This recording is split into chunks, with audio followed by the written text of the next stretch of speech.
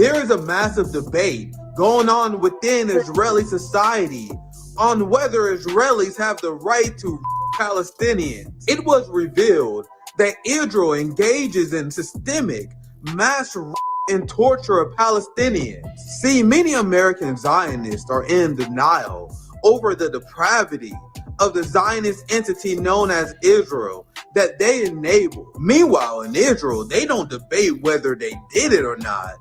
They debate whether they have the right to do it. And spoiler alert, the pro crowd is winning. One of the Israeli terrorists who was Palestinian prisoners was released from prison and was cheered by Israeli crowds. Israel is a state full of genocidal pro-maniacs. Israelis love so much that they was having pro-demonstrations and celebrations for the soldiers released who was caught raping Palestinians to death. How dare the West project Israeli culture onto the Palestinians? Where is all the liberal feminists on this issue? The silence from Western liberal feminists right now is deafening. Western liberal feminists spent months spreading false hopes against the Palestinian people in order to manufacture consent for genocide. Now no one disputes the mass systemic that Israel engages in.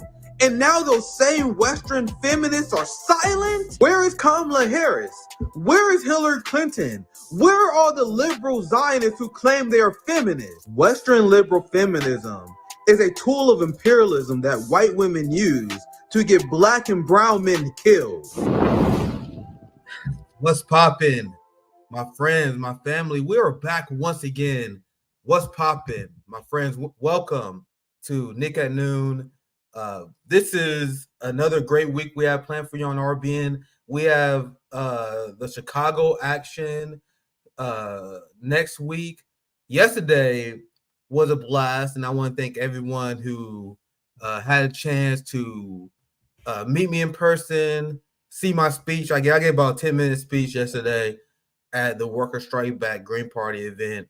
And as I said, and I think it went really well. Let me see if I can find this. This is I want to show you guys what Savvy posted.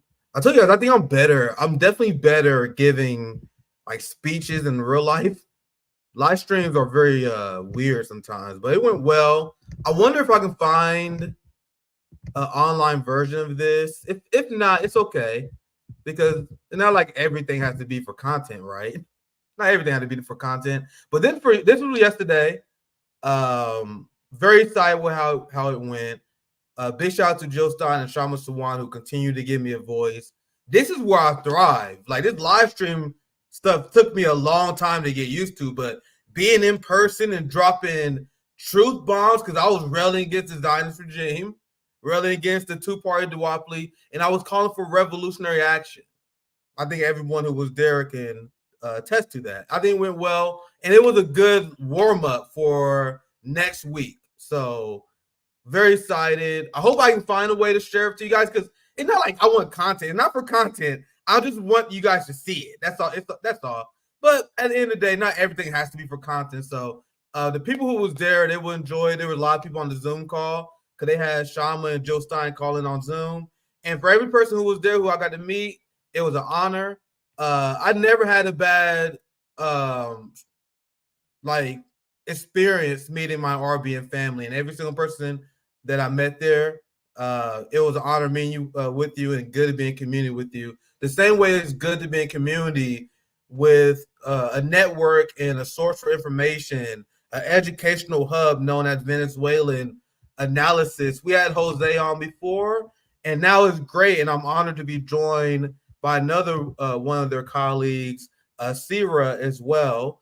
Let me put this down. Thank you for joining me on RBN, Jose and Sira. It's great to be here, Nick. Thank you. Thank you, guys. And I'm going to pass it to Sira first, because we had Jose on the show before. Looking forward to hearing from you again. It was a great time talking to you, especially because you have such a wealth of knowledge and experience in Venezuela and South America and Central America. And as an American who is obsessed with the truth, obsessed with exposing the lies that the CIA tell about every single country they want to overthrow, it's very important for me not only just to read, because I do a lot of reading, I'm a nerd. I do a ton of reading about how the CIA, how the empire lies about other countries. But the most important part of our revolutionary education is talking to people who have on the ground experience, talking to the people of the region instead of relying on the CIA information. That's why it's great to have you guys' perspective. And Sierra, I want to talk to you very broadly. I talked to Jose and Venezuela analysis about the election before. Right now, the CIA is in shambles. The Western media is in shambles. I'm going to show you guys an example of this here soon. But I want to get your perspective on the Venezuelan election and what Western media may or may not be lying about it. What your perspective? Did Nicolas Maduro win, Sierra? Well, it's really good to talk about this at this time because, of course, the Western media, the corporate media, the media of capital has been questioning the results of Venezuela's elections on the 28th of July. This should not surprise us since Hugo Chavez came to power about 25 years ago. In every single election, the corporate media has been questioning it. And the big question here is why? Why does the corporate media do this? Basically, the Bolivarian process is a process that's set on the sovereignty of the people, of the sovereignty of the Venezuelan people. And frankly, capital and imperialism are not too keen on seeing a country raise up and be sovereign. Basically, that's the truth. But of course, there's more specifications that we could give about this. So one of the important things to understand about the Bolivarian process is that the Bolivarian process, of course, it has a moment of what we could call representative or liberal democracy that expresses itself when people go to the polls. You know, in Venezuela, the president is elected every 6 years approximately. Or when people go to the polls to choose basically the National Assembly or their parliamentary representatives, their majors, etc., etc. So, however, it would be very, very incomplete to represent Venezuela's democratic project as only said by these moments of consult and by these moments in which people choose their representatives. Why? Because basically, since 1991, 1992, Hugo Chavez was already talking about participative and protagonic democracy. So democracy that would be not just bound by those constraints of liberal democracy, but that would go far beyond that. So that is how we should, when we think about Venezuela's democracy, we should think about it in those terms. I think, well, it makes us, those of us in Venezuela, it makes us very angry that the world turns to Venezuela when we have elections of this kind, presidential elections. But meanwhile, and for the last almost decade, Venezuela has been under a horrible sanctions regime. And nobody talks about the sanctions regime on the one hand, but also nobody talks about the profoundly radical democracy that has been emerging in Venezuela, which is of course not complete. It's still to be fully built. But I think that those things are the key things that we should put in the foreground. That Venezuela is a country under siege that is trying to build a sovereign project, is trying and it's advancing towards it, and that the democracy is robust and it's not confined to the limits of liberal democracy. Thank you for your perspective, Sierra, and welcome to the channel for the first time. I want to get Jose, who's joining the channel once again. I think it's the third time we had you on, if I'm correct, but it's great to have you back. And I wanted to pass it to you, and you can pick it where Sierra left off. And this is why it's very important to have you guys on, because the amount of misinformation that being purposely spread by Western neocons, where they are definitively declaring Nicolas Maduro the winner. It's very important to have these lies debunked. So, Jose, I'll pass to you for any thoughts regarding the follow-up and the aftermath of the Venezuela election and another failed coup by the CIA, who's not as good as this as they used to be. But go ahead, Jose. Yeah, I mean, that's kind of what I wanted to address here, which is the way that the narrative has been putting out in terms of trying to depict a inaccurate to say the least, situation on the ground inside of Venezuela. Obviously, we have coverage from Venezuela Analysis on the ground, people who are based there who, didn't parachute in, have been working and covering the country for years and are very intimately aware. Hopefully, a little later on, Sarah will have a chance to talk about some of the amazing work that she's done interviewing communards, people living and working, building the socialist horizon inside of Venezuela's communes, which I think is a really good example of what a participatory protagonist democracy actually looks like. But on the issue of media, right, I was just looking over this recent piece in the Wall Street Journal, which obviously we know, what its editorial line is. And much of its coverage reflects the editorial positions of the board there. But the way that they try to characterize things of trying to insist that what we're seeing in Venezuela is just brutal repression of peaceful protest, a dictator who's clinging on to power, et cetera, right? First of all, the situation of the opposition protests. Thankfully, the situation is largely settled. It's calm now. We're not seeing a repeat of the kinds of violent demonstrations that we saw after the 2013 election, and then we also saw in 2014 and 2017.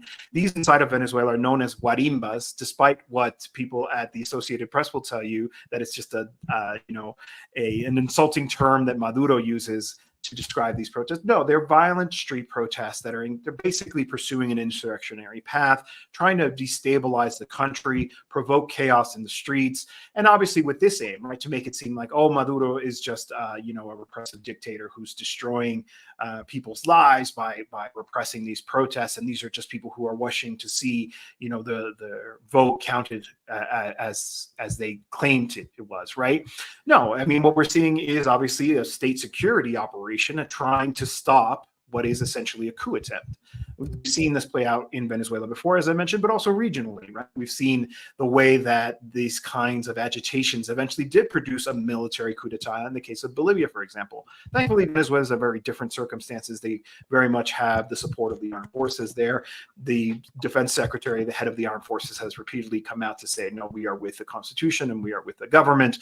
And so I think that kind of danger isn't there, but there obviously is sort of this narrative to make it seem like this is a situation that deserves international condemnation. But even small things, right, which I think is where you see the myths really start to crumble. For example, in that Wall Street Journal piece that I was talking about, they quote Jenny Lincoln. She's the head of the Carter effort mission that went, and we have to be clear that the Carter Center's mission was very, very small. It was a handful of people. It's not like they were, deployed throughout the country monitoring election polls. They were largely in the capital and the surrounding region.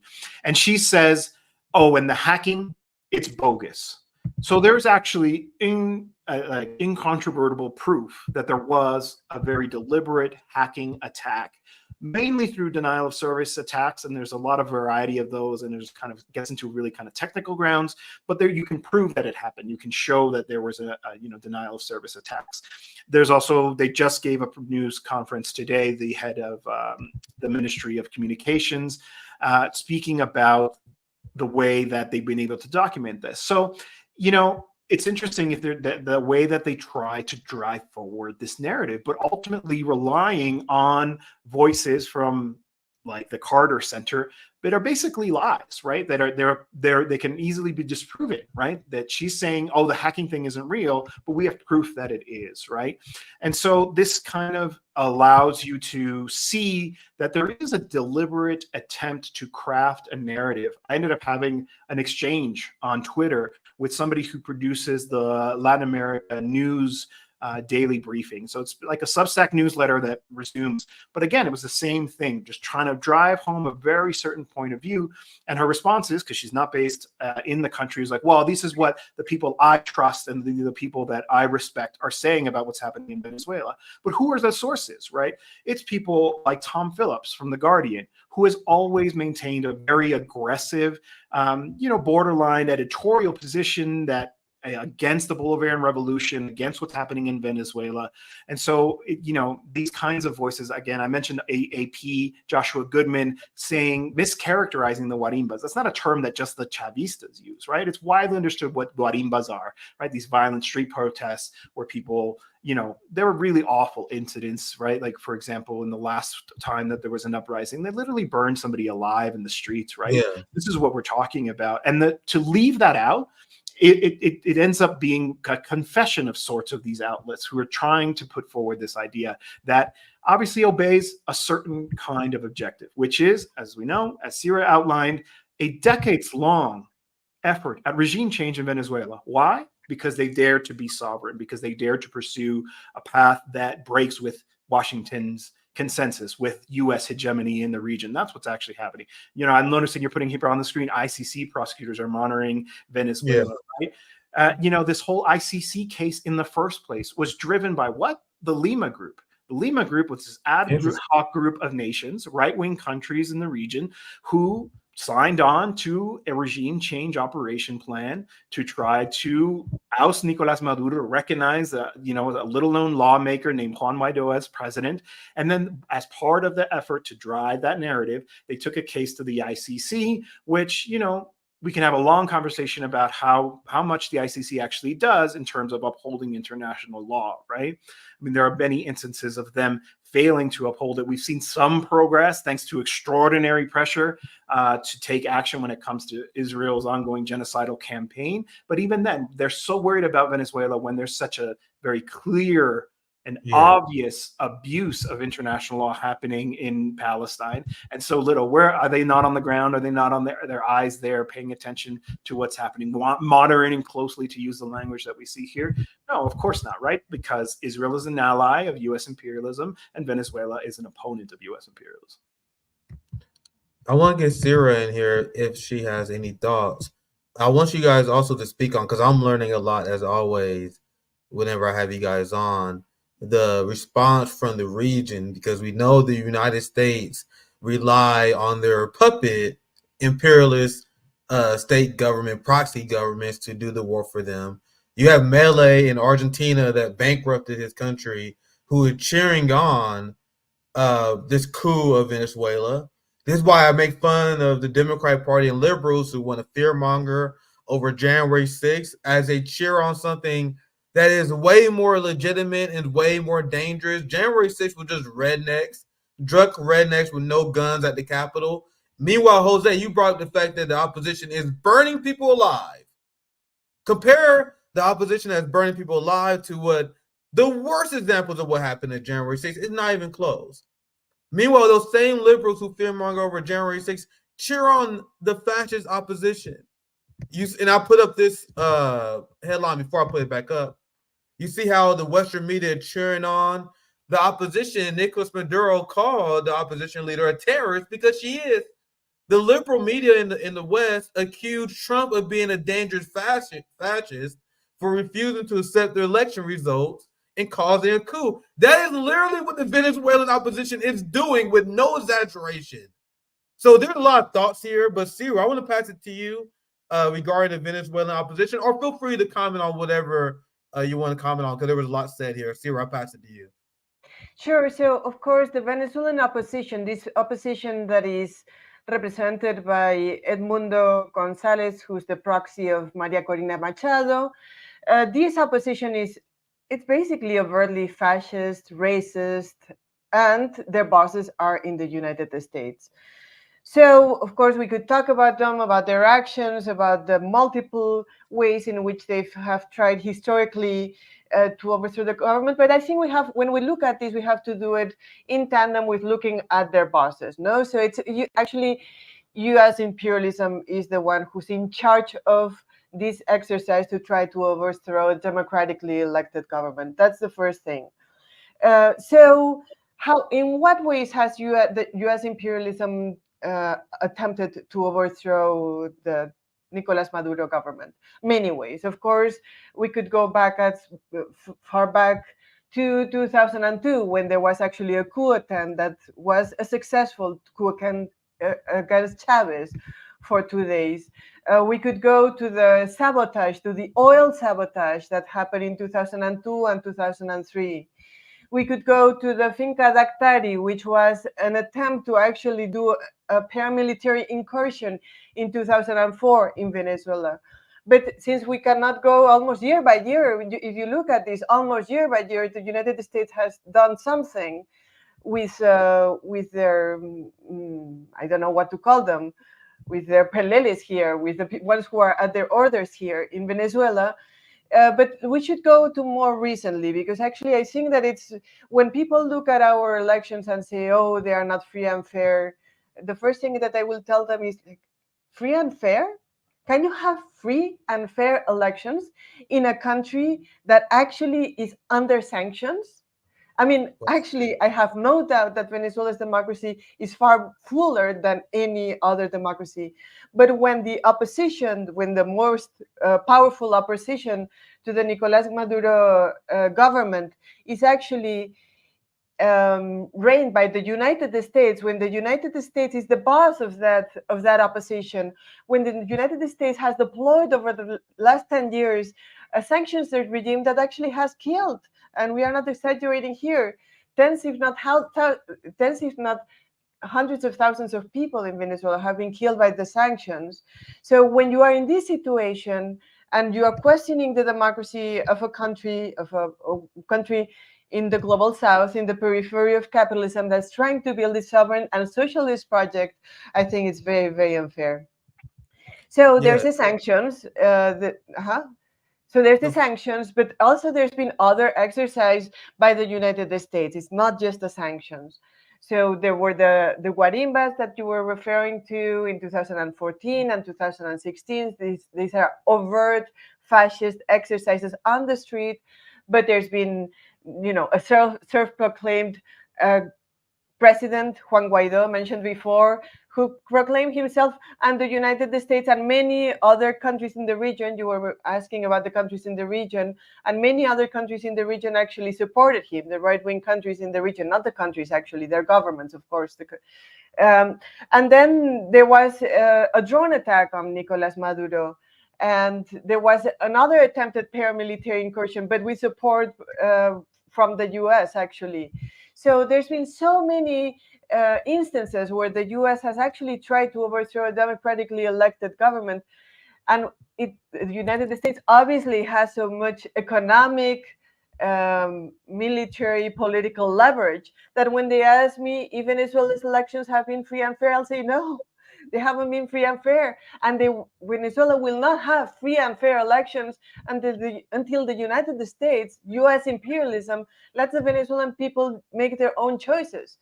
And even in those, and I want to repeat this because it's very important, and even in those circumstances, Venezuela has a far more democratically project than any other country that I actually know of. I mean, I'm sure, of course, there's Cuba, which is profoundly democratic project, right?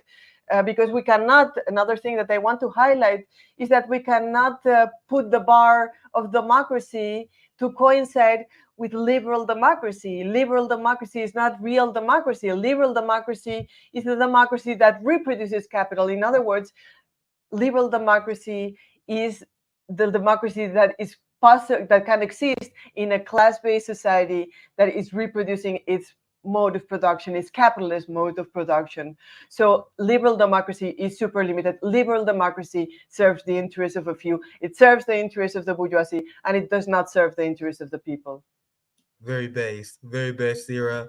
Jose, I definitely want to get your thoughts. I'll put this up earlier on the screen because Sierra was mentioning all the examples of the United States meddling in Venezuelan elections.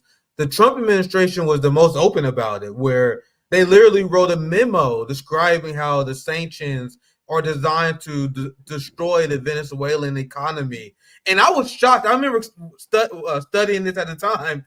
And I'm like, I was shocked at how open they was about it. Like, they had a whole memo, they had a press conference. They're like, yeah, our sanctions is successful, their economy, it make it more likely for people to uprise against Maduro. It was very open about the belligerent strategy. Here's something I found. I found this looking for something else. I'll read this and I'll pass it to you, Jose. Over 70 experts called for the United States to stop interfering in Venezuela. And this is January 2019.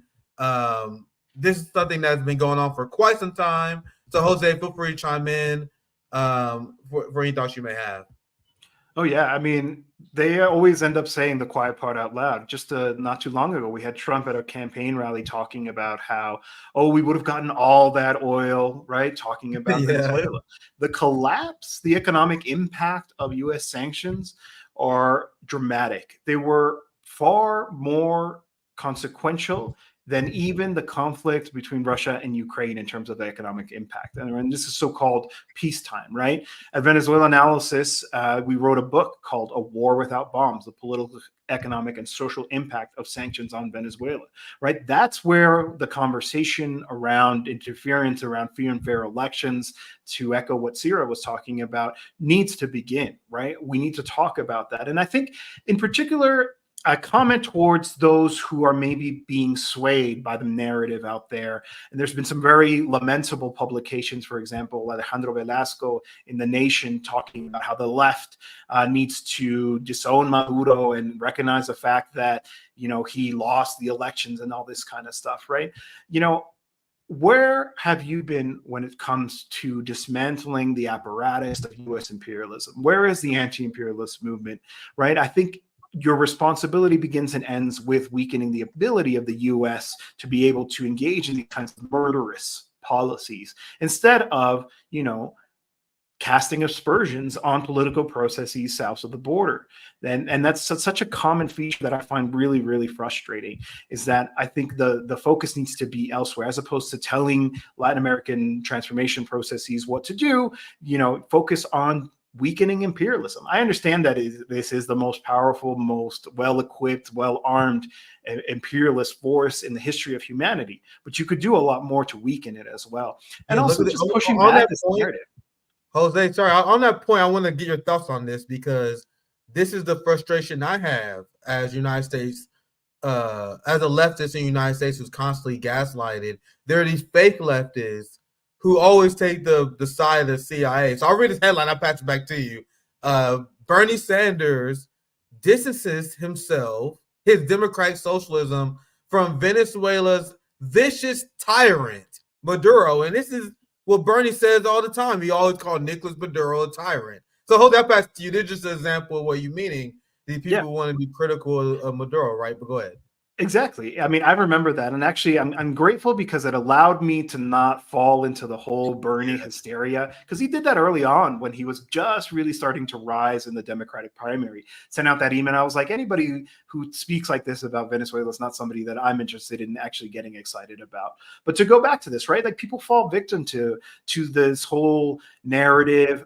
I find it very difficult to believe the opposition is telling the truth. This is one point that I really want to emphasize. Everybody's conclusion is based on the word of the opposition.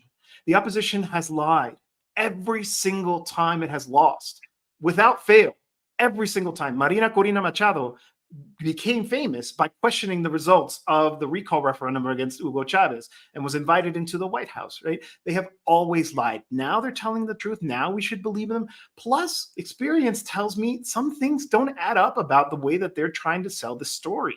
Now, we'll see what ultimately the Venezuelan institutions decide when it comes to resolving this internal issue. And I think we need to always emphasize that as well. Respect for Venezuela's sovereignty, respect for Venezuela's institutions. The Supreme Court has said that they will investigate, and I'm interested to hear what they have to say. But based on my experience with fraud allegations in Latin America, for example, why aren't there mass protests in Venezuela around this, right? There was a call for a protest last Saturday, so not a few days ago, but a week ago. And the turnout was actually relatively low. The opposition's actually been capable of mobilizing many, many people into the streets, but people did not turn out. Where are the actual signs of discontent around the election? Now, they will probably argue, well, it's the repression. That's what's keeping them at home. But I don't actually think that's the case. They've obviously faced this quote unquote repression of the government before and took to the streets. And so it's find it very suspect, especially as somebody who specializes in Mexico. We look at the 2006 protests after that election in Mexico. I mean, they took over Paseo de la Reforma, which is the biggest avenue in Mexico City, for months, right? With a sit-down protest. They staged thousands, hundreds of thousands of people onto the streets on a consistent basis, right? If there really is an overwhelming mood for change in Venezuela, and people feel like the election was stolen from them, we would be seeing more evidence of that discontent. Cacerolazos, which is when people bang pots and pans on the streets and things like that, that is one expression, and even those have mostly been kind of petered away. So therefore, where is the actual kind of maybe anecdotal, but evidence that there is that discontent? Otherwise, the only thing we're going on is what the opposition is claiming are the tally sheets from the election. They didn't even have election observers in every polling location, and somehow they were able to recover what they claim is above 80% of the tally sheets. All of this is very difficult to believe, especially when we consider who it's coming from, people who have lied consistently for decades. So I will not believe them. I trust Venezuela's institutions to tell me what's happening, and I'm eager to hear what they have to say. I'm not going to trust an opposition that doesn't oppose sanctions on their own people. Like, I've seen the Venezuelan opposition that say, this is why we need more sanctions on the Maduro regime. And this is common in South America. And Jose, we talked about this before, where politics is I wouldn't say it's simpler, but it's much more direct. America, there are a lot of weird cultural wars. But in South America, ever since the Cold War, it's essentially a massive class struggle in South America. Sierra, you mentioned it earlier, how the opposition is filled with a ton of races. We see the same thing with Bolsonaro in Brazil, and it's common in South America where you have the hardcore capitalists tend to be lighter skinned, capitalists, lighter skinned, very racist, tend to be in the opposition against the social uprisings.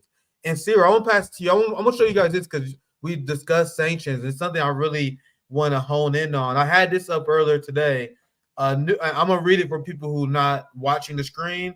It's a new report documents how U.S. sanctions have directly aggravated Venezuela's economic crisis, which, once again, is not a surprise. You had a memo that was released by the Biden administration that was highlighting the effectiveness of sanctions.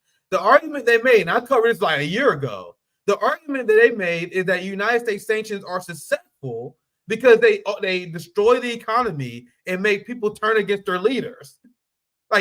So they openly admit that it's meant to hurt people. Now, one more, and I pass to Sierra. I know you probably have a lot of thoughts. I saw this earlier.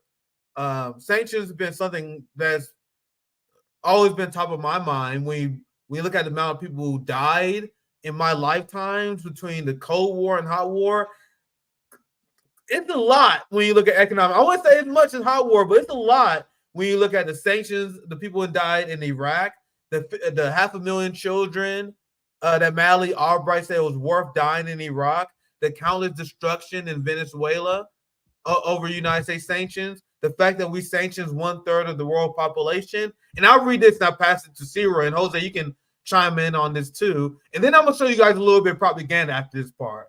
But this is 40 legal organizations and 200 lawyers, including top scholars, say broad U.S. economic sanctions amount to collective punishment and violate international law. No shit, right? So, Sierra, I know there's a lot of comment on. I know there's a lot said here. Feel free to take it wherever you want. I'm looking forward to hearing your perspective, Sierra. You can take it.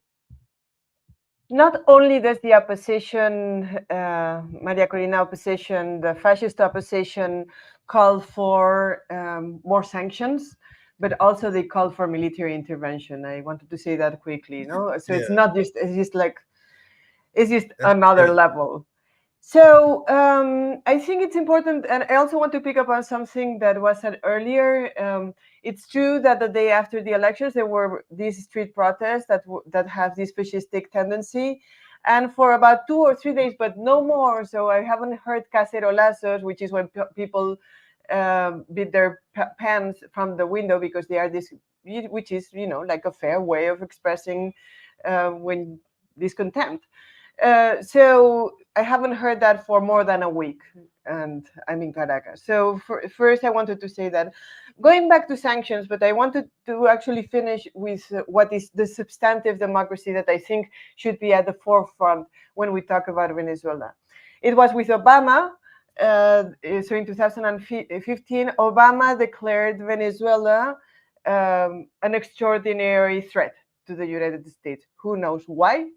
But Obama declared Venezuela an extraordinary threat. So it's already this guy who put the situation, who began to make the situation very hard in Venezuela. And then, of course, Trump, who put in much harsher sanctions on Venezuela and the oil industry and on all the institutionality of Venezuela.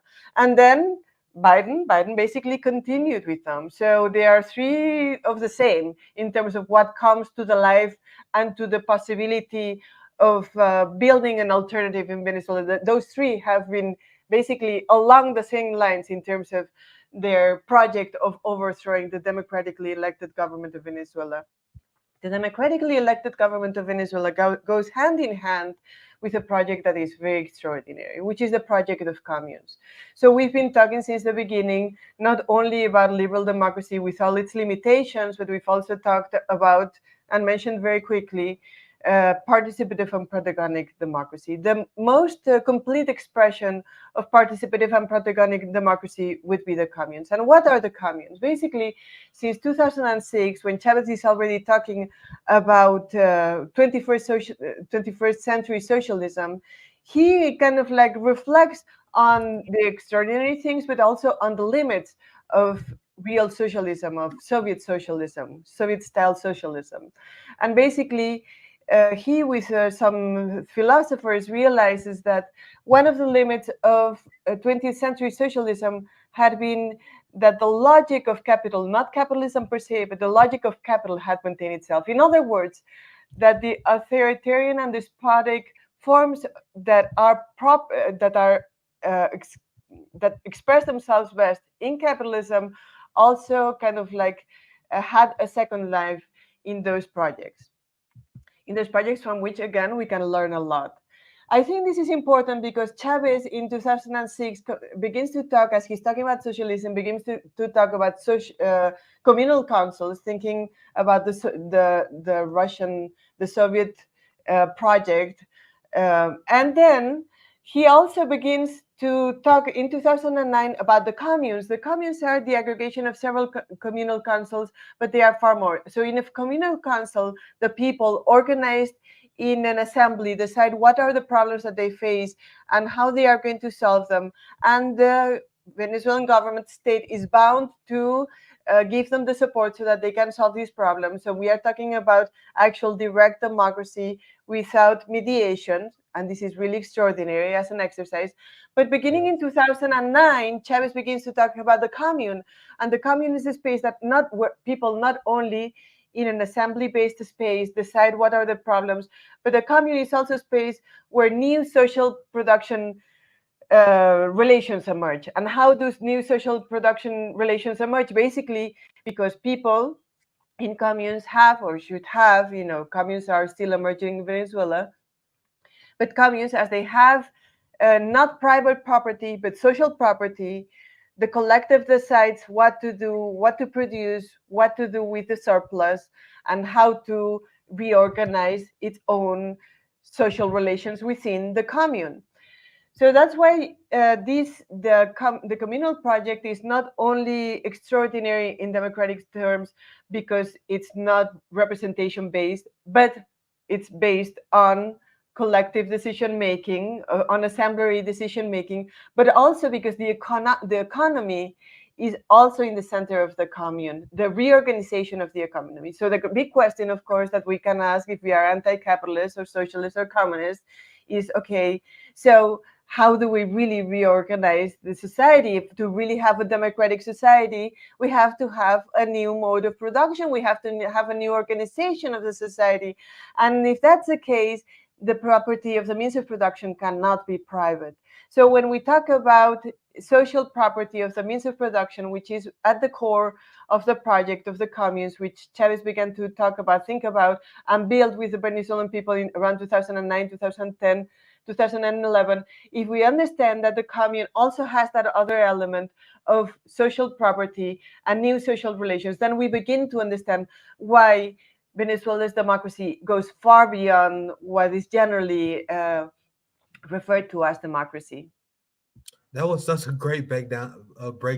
Very base. I'll bet Jose. Is there anything else you want to add? I want to play a short clip of what corporate media. Sure. Just give No, you you guys an saw, example of what it's saying. But go ahead. Before I do no, that, I on want that you. last one, the recently designated minister for the communes, Angel Prado, he is a charismatic, popular communard, right? He's somebody who comes from the communes, is now occupying this role in the Ministry of Communes. And in fact, they led a demonstration through the streets of Caracas. The communards saying, no, we support the revolution. We support this process. We reject this effort at regime change in our country as well. And in fact, announces as an element of that participatory protagonist democracy that on August 25th, so very soon, they're going to have another popular consultation to decide how to allocate resources for projects that emerge from the grassroots, right? So all of these, critics online that say, oh, Venezuela's a dictatorship, the left needs to walk away from that, it's making us look bad, blah, blah, blah. They have nothing to say about this because they probably don't know anything, right? Yeah, It is unimportant people speaking from ignorance, right? I actually got a little bit offended because there's this academic, this PhD candidate, Andres Pertierra, who always pops up, when there was the regime change effort in Cuba, when there's this going on in Venezuela, it's always kind of, oh, I'm a leftist. I'm one of the good leftists, kind of like Gabriel Boric does, right? And so he's trying to kind of cast aspersions. But he actually came after us. He came after Venezuela analysis. So this guy who lives in the ivory tower coming after a bunch of, working class journalists, with many of them, like my colleague here, what does that sound like, guys? Venezuela, calling us a Chavista rag. You know what I mean? Like, who are these people to judge us when, you have no actual connection to this? And in fact, I saw that exchange online, and somebody answered them was actually pointed to Sierra and Chris Gilbert's book. They're like, actually, they write all the time about the criticisms that emerge from the grassroots about things where the government is not going far enough, or where they've fallen short and things like that. So what are you talking about? This is not a state propaganda outlet. In fact, we're not. We're reader funded. We're supported by the people who believe in having an independent voice on the ground in Venezuela. And of course, he had no response. He's like, well, I've never read that book, so I can't comment. Well, that's what it is, right? Like, these people it's kind of funny, Jose. And I only mention that because it's funny because your guys had the same experience that we have, where you have the elite academic class, the pick-me leftists, the leftists that want to be accepted among liberal culture, who they want a virtue signal to the liberal mainstream culture that they are the good ones, so they go after the radical. Trust me, Jose, I know exactly what you're talking about. That is what it means to be part of RBN. But go ahead, Jose. I didn't mean to interrupt. I just want to say I really relate to that. Go ahead. It's extraordinary that they can be so judgmental to take such a strong position, and then ultimately a few seconds later admit their own ignorance, admit that they haven't engaged with the material, that they're actually unfamiliar with the work that we do. The 20 years that Venezuela analysis has been working and covering, I haven't been working for Venezuela that long, Venezuela analysis, but I've been closely following the country since 2005 when I went to the World Festival with Students, right? And that these people kind of pop in, and like you said, right, they want to appeal to the liberal crowds. But you know what? The CIA leftists want to appeal to the intelligence apparatus. They want to be seen as legitimate. But I think there is that international parallel. I kind of said it tongue in cheek, but Gabriel Boric, it was very obvious to me that he did not trust the Chilean working class to be as the pillar of support for his project, for his government, that his bet was going to be on signaling to the international community, to use the parlance that they use, that he was going to be an ally of theirs, right? And I remember so many people got fooled by that, and they got so excited. They're like, oh yeah, this is an anti-authoritarian leftist. Really? Go ask the Mapuche people if he's authoritarian. Go ask Daniel Jadue if he's an authoritarian. Daniel Jadue is currently jailed by the Chilean regime because he is well positioned to be the left candidate in the upcoming presidential elections. So is that not authoritarianism? Now he'll claim that, no, this is the justice system, but compare his treatment, right? They parade him around in handcuffs and a fluorescent shirt, something that they never did to all of the corrupt right-wing politicians who've also been subjected to the judicial system, right? They're clearly trying to destroy him ahead of an election. That's political persecution. And he thinks that he has the moral high ground to lecture other countries. It's that same kind of attitude. Stop talking to the imperialists and talk to the working class, talk to the campesinos. That's where you need to place your faith, always, as the Bolivarian Revolution has done, as we've just heard Sierra explain to us. Absolutely well said. I want to play a little bit of this. Not too much, 'cause I know we're running low on time. We can chat on this all day. Jose, you're always welcome to come back and fill in the gaps of what we didn't cover today. So I'm not gonna play much of this. I saw this earlier today, and I found a chuckle. You guys know I'm a nerd. Every time I see like these foreign policy videos pop up in my feed from corporate media, I'm always interested in seeing how they are spinning shit. You know, and that's the only way you should watch corporate media. Don't watch corporate media to be informed. I watch it to see what my enemies are saying.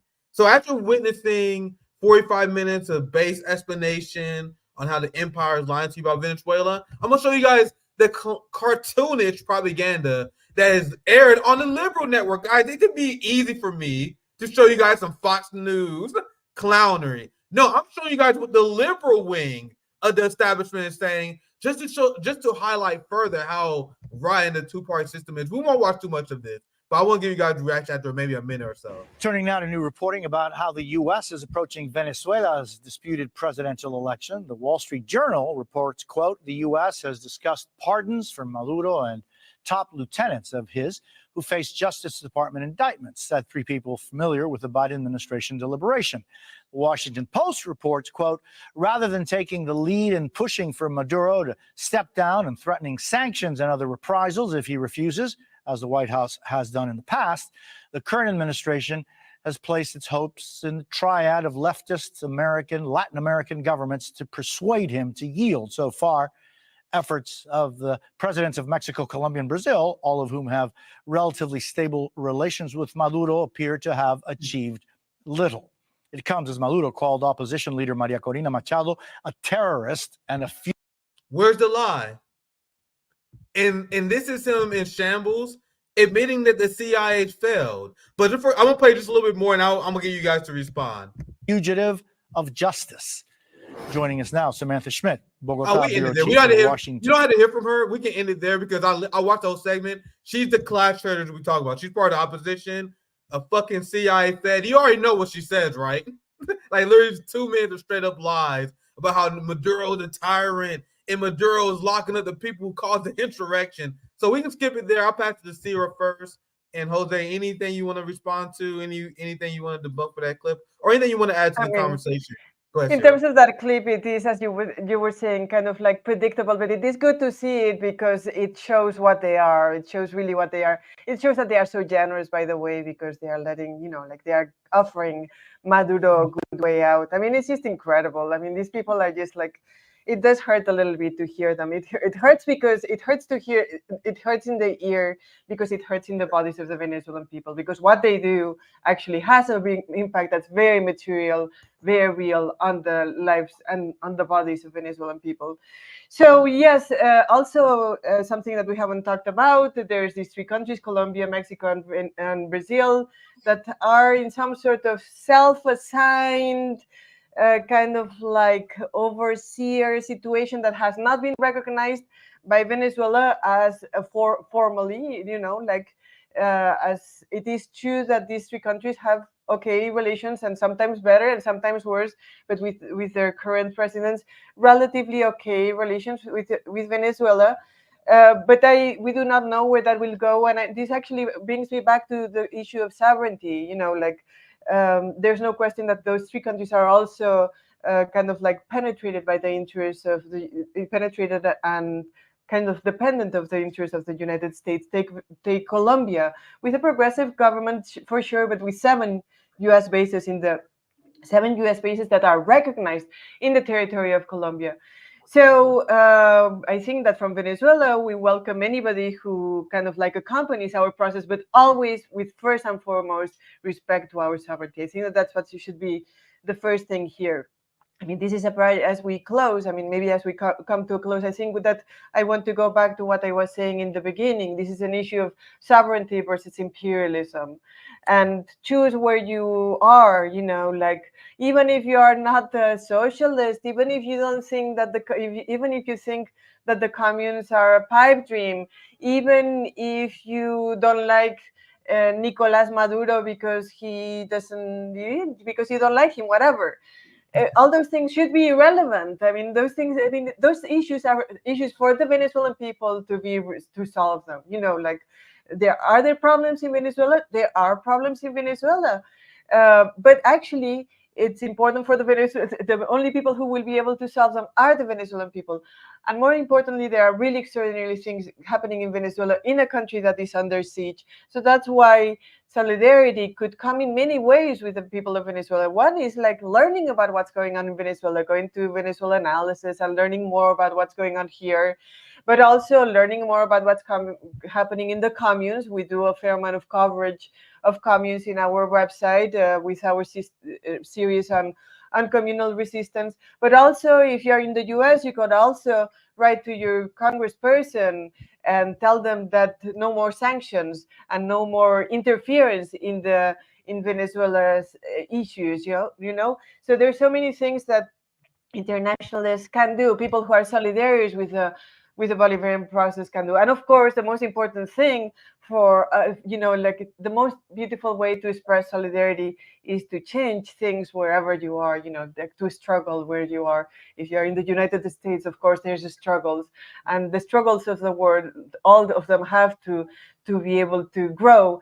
For Venezuela to bloom, the revolution has to bloom also in the United States, in Europe, in all around the world. So that is actually very important.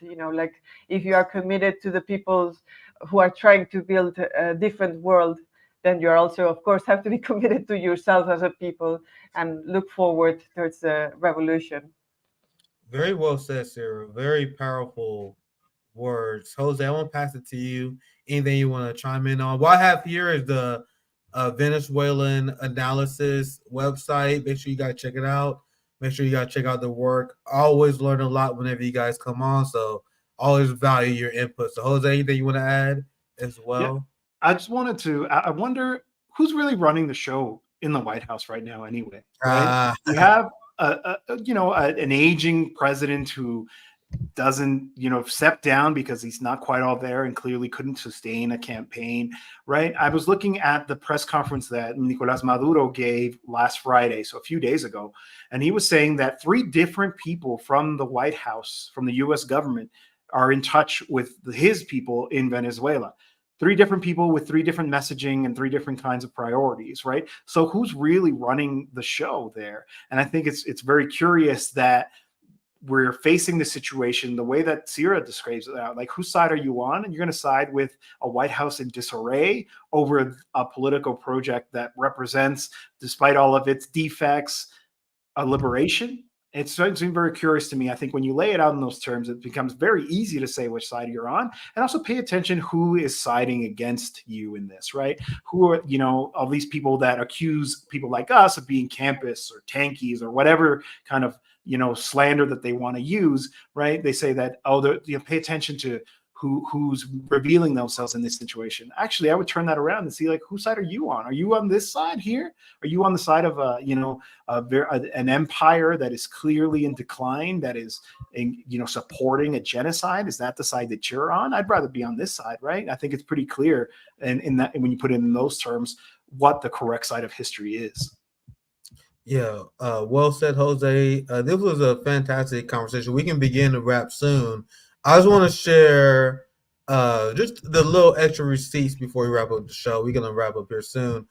We can discuss more of this the next time you come on, because this is another example of things being more black and white than people expect it to be, where you have one opposition that are hardcore Zionists, and then you have Nicolas Maduro, when he voted, said free Palestine, and you had the Venezuelan government that has been allied with the Palestinians. Meanwhile, you had the Venezuelan opposition that literally called for Israel to help invade their country before. They said once that Israel's struggle is our struggle. This is stuff that the opposition says. So isn't it always interesting that it can boil down between Zionists and non-Zionists at the end of the day? Great tweet I saw earlier, a while ago, is that for those unsure over which side to support in Venezuela, this may be in front of. This is what I just said, where Maduro said free Palestine, and you had Maria Machado, the leader of the opposition, said that our struggle is Israel's struggle.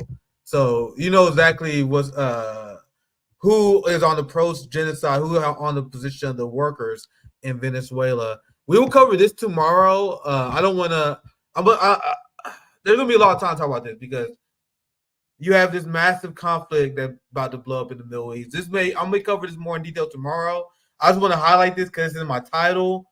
You have the United States, Germany, and France, the UK that's writing this letter threatening Iran not to retaliate, even though you had Israel that launched a gross attack on Iranian sovereignty. Even though Iran needs to wait to deter Israeli aggression. And in this letter, you would not find a single hint of what Israel did to Iran. So these are things we're going to cover. This is coming hot. We'll probably cover this tomorrow. Also, you have Ukraine that performed an invasion in Russia with the help of the West. You see this tweet here, share about hotspot. Ukraine's troops seized 28 settlements in Russia's Kerch region as Putin vowed to kick them out. Now, the reason why I'm sharing this rapid fire, because you guys see that the battlegrounds are set for World War III. You have China that said they were willing to back Iran. You have Iran as backing Russia. You have Russia, China, Iran that's all ready to go to war with Israel, the West, and what I call the true axis of evil. So as people who live in the heart of the empire, it's very important for us to hold our government accountable because the psychopaths in the ruling class is marching to get us all killed. So we're going to cut off short today, only 1 hour today, but I won't pass it to you guys. I want to give you guys last word to comment on anything. I'm going to cover the Israel-Iran story more in depth. We are waiting. You had Hezbollah that destroyed the Iron Dome earlier today. So much to cover, but I'll be back with S.L. Kathan tomorrow. So, Jose, I'll pass to you first, and I'll go to Sierra last. For any last words, any last plugs that you guys have before we wrap up the stream, I appreciate you guys for joining us today. Yeah, I mean, a quick comment on that, right? Like, Venezuela, Iran, and Russia are allies, right? This is not the same world context as it was 15, 20 years ago. We do live in what we could call an emerging multipolar world, right? China and Venezuela have an all-weather relationship, to use the nomenclature that China uses, right? This is not like before where, the condemnation from Washington means an end for whatever an independent project you're pursuing, like they did to Allende in Chile, right? And we do have options. And I think it's also important to realize, right, who are the people who are supporting the resistance in Palestine? It's Iran, it's Venezuela, right? These are the forces that are actually doing something to stop the genocide, right? And that, I think, ultimately, paints a very clear picture. Likewise, when it comes to these key relationships with Russia and China, the way that they've kind of stepped up when it comes to trying to secure markets for Venezuelan oil, for example, right?